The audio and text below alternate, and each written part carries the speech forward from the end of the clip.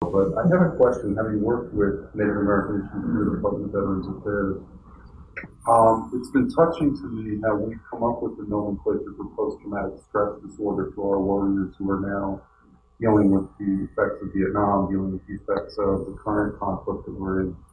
Do you know of any traditional ways, or how, I guess I would ask, was battle or PTSD treated by the Hawaiians? Do you know about that? Yeah, it wasn't an issue. It wasn't an issue.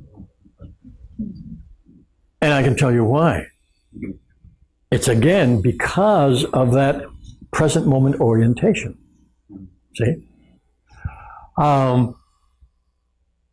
This post-traumatic syndrome, which happens in war, but happens in lots of other kinds of situations as well,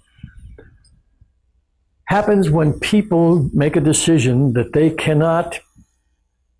do not want this thing to have happened. And so they try to push it out of their minds, but the very pushing out of their minds keeps it in their mind.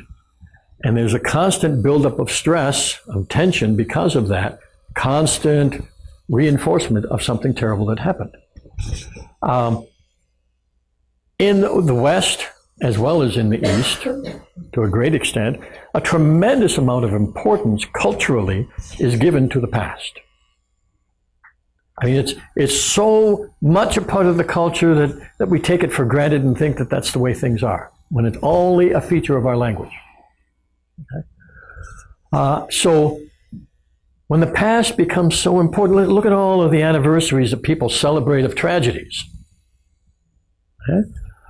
And yeah, they celebrate good anniversaries too, but there's this worshiping, practically, of the past. Now here you have people that didn't worship the past. Done, gone, that's it. There were no family feuds. They didn't have such a thing. You'd have individuals who might seek revenge within a given lifetime, but their kids surely didn't pay any attention to that whatsoever. And forgiveness was, they had all kinds of means for forgiving such disputes.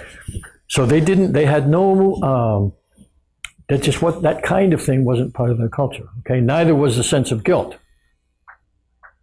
The sense of doing wrong was, the solution was to start doing right.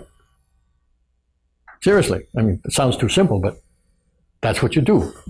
You don't dwell in remorse and unhappiness and all that kind of stuff. So because of the cultural base, that kind of problem didn't come up for them. Okay? Now, one of the biggest, I might as well mention something about the problem itself. The biggest part of the problem is that the memories are trying to be suppressed, which only keeps increasing layers of tension. And nothing is being resolved. There are ways today, some people have come up with other ways of doing it from other traditions, but there are ways in using Hawaiian concepts as well, whereby these layers can be peeled away, and in a very short time, this whole condition can be relieved. Now, one of these techniques I know of today that's been very successful in that has been, it's called EFT, Emotional Freedom Technique, by a man named Gary Craig. Had great success with veterans in Los Angeles. Okay? We have done a lot similar things with a technique that I've called Dynamine, based on 4 Hawaiian techniques, that does the same thing. Relieves the layers and changes the mind about. Now, I just want to say that there are ways to do this by changing the relationship to the memories.